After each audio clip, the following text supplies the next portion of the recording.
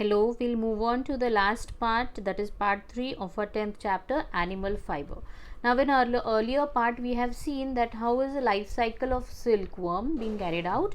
Now we'll just see the silk production in this particular part. Now as you may have already seen that the life cycle in the egg hatches, the silkworm comes out, it wants silk around it. Now we'll just see it in more detail that the female silk moth lays nearly 500 eggs at a time, and these tiny silkworm eggs are placed in well ventilated containers which are kept in a warm place and but away from the direct sun. These eggs hatch in about 2 weeks, and the egg hatches into very fine furry black worms. These immediately begin to feed on mulberry leaves, and in the molting period, however, they pause to shed their old outgrowth skin. So they molting is a stage which occurs around an age of 2 to 4 weeks, where it shades off the old skin, and the worm in the caterpillar stage consume an enormous amount of leaves, and the amount of mulberry leaves they consume is believed to transform into silk. Means the more amount they eat, the more silk they will transform into. Okay, so this is how the silk production. Then now they will just see the stages, what happens during silk production. Now conversion of larva into pupa, we have already seen that the worm or the larva spins cocoons, they construct a hammock, and then they sit in the middle and create egg-shaped cocoons around themselves. This stage is called as resting stage for the moth. Now this stage is the best time to harvest the silk. To obtain silk, the worm inside needs to be killed. If the worm progresses, it will eat its way out and will spoil the thread. So if we let them increase in size or let them be alive, what will happen? It will find its way out to come out from that, and then the thread will be spoiled, it will break down. So completed cocoons are then boiled or heated to kill the silkworm. Now in the figure you can see that the person has been boiling the cocoons in a water, and this is how the silk is obtained from the cocoon. Now how is it done? Before making silk threads, cocoons are sorted and checked for any defect, if any defect is present in them. Then they are boiled to kill the worm inside. They are also been subjected to baking at 200 degree Fahrenheit or by piercing with needles. Piercing of needle is being done. You can see the person is using a needle for piercing them, and baking does not let the pupa decompose. The pupa are soaked in water, hot water bath to remove the gumming material. What is gumming material? Sticky material which is present inside it, that has been removed after we put it into a hot water, which lets the thread join together. The thread keeps on joining together due to this gumming material.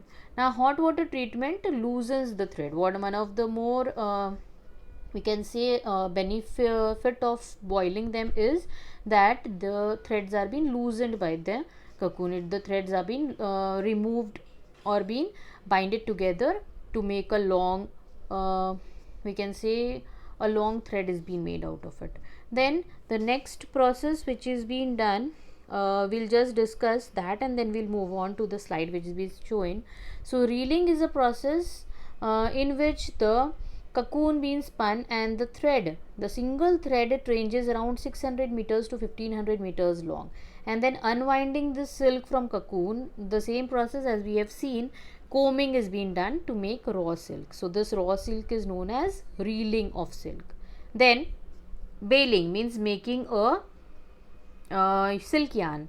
So that process, small bundles of silk are being made, which is around 2 kg or 4.5 kg in weight, and the silk can even be dyed. Different colors can be used for dyeing them, and even embroidery can be done or weaving can be done to produce fabrics out of it. So this is how is the journey of silk from a silkworm. Now how do we identify silk? Now burning is the best process by which we can identify the silk. On burning, silk will leave a powdery ash and will extinguish on its own when the flame is removed. Okay, it also burns with a disagreeable smell. The smell is very bad when it burns. So this is how you can identify the silk. So if sometimes you go and somewhere sellers are there, they come and tell you that this is silk. So this is a way you can identify whether it's a pure silk or not. Now you all even know that there are varieties of silk. So in the table we can see that different types of silkworm yields different kind of or different varieties of silk. So nearly 70 varieties of silk moth of economic value have been identified until now. But out of these, only 4 varieties are considered worth for silk production. So these 4 main varieties are mulberry silk, tussar silk, muga silk and Erwi silk. So these are the types of silk. You can see it in the textbook. See in the PPT that's been shown, the slide. Out of all the silk, mulberry silk forms the bulk in silk industry and is woven further in different varieties such as plain silk, dupion, charka, matka, chiffon, crepe, Murshidabad, etc. All these are the different kind of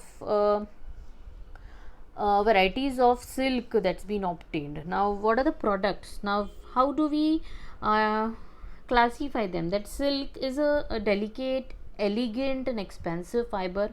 It is generally used for making sarees, scarves and even some suits are being made out of it. Now in the table you can see that the species of silk moth which gives a type of silk. Now Bombyx mori is a silk which produces or gives mulberry kind of silk, and it's been produced in Karnataka, Andhra Pradesh and Tamil Nadu. Then we have the next kind of species, that is Antherae assamensis. Now these is this you can call it as, these are the scientific names of the moth. Okay, these all, the first column shows you the scientific names of the moth. It gives us muga silk, and they have been feeding on champa leaves. Then Assam, Meghalaya, Nagaland, all these are the places where it's been produced. Then the next is Antherae melita, which gives us tussar silk, and the producing states are West Bengal, Bihar and Jharkhand. Then we have Attacus ricini, which gives us Eri silk, and it's been produced in Assam, Meghalaya, Nagaland, Manipur and Arunachal Pradesh. So this was all about different kinds of different types of silk. Now we'll just see what is the history of silk. Now exactly when silk was created, it is not known. We don't know when it was being created, but there are evidences that the Chinese were using silk way back in 27th century BC. According to the Chinese legend, the discovery of silk has been credited to Si Lingxi, bride of Emperor Hung Ti. Upon the request of the emperor, Shi Lingxi searched for the reason which was damaging the emperor's fine mulberry trees. She discovered caterpillars ferociously were eating up the leaves and making their cocoons. So in order to destroy the source of the problem, she put all the cocoons in hot water.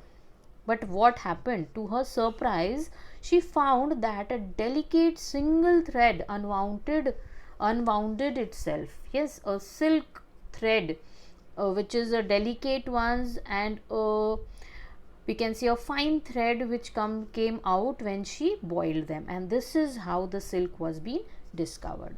So for 30 centuries, silk production was known only to the Chinese, and it wasn't until AD 300 that Japan and India finally learned how silk was gathered and woven. Okay, so this was the history of silk. How do we came to know that the silkworm yields silk? Now the next and the last topic which we are going to talk about is health hazards in sericulture. Now as I've already told you, the sericulture is a process of yielding silk. So there are some health hazard to the people, those who are working in these factories where silk is being produced. Now India is the world's second largest producer of silk after China. So however, workers of this industry are often facing health hazards. So what are the problems they face? They develop respiratory problems due to poor ventilation where they have been working. Then handling dead worms with bare hands, they also cause infection to the people. And the third reason is that exposure to vapors from boiling cocoons may contribute to respiratory problems like asthma, bronchial infections, etc. are being caused to these people. So these health hazards are being occurring due to the sericulture process. Now the last topic, we'll just see what is the difference between wool and silk. So as you all know that wool, it is made up of chemical called as keratin. It's a protein, kind of protein. And silk, it is made up of chemical called as fibroin. Now this is the difference being given in your textbook. Now wool, you all know that is mainly obtained from the fleece of some animals like goat and sheep, and silk is obtained from silkworm. Then wool appears mostly creamy white in color, and silk is lustrous. It has luster, shine, and has a peculiar natural shine. Then wool absorbs moisture to a great extent. Silk absorbs moisture to a less extent as compared to that. Then wool has good insulating property, that is, it keeps us warm. Silk is not as good as wool to keep the body warm. So these all are the differences. Some of the differences are there in your textbook also, that is on burning. Wool gives the smell of burning hairs, like our hair burns, the smell is like that. But when silk burns, it produces a very disagreeable smell that's been released. Okay, so this was all about the fibers, different kind of fibers obtained from animal. Thank you.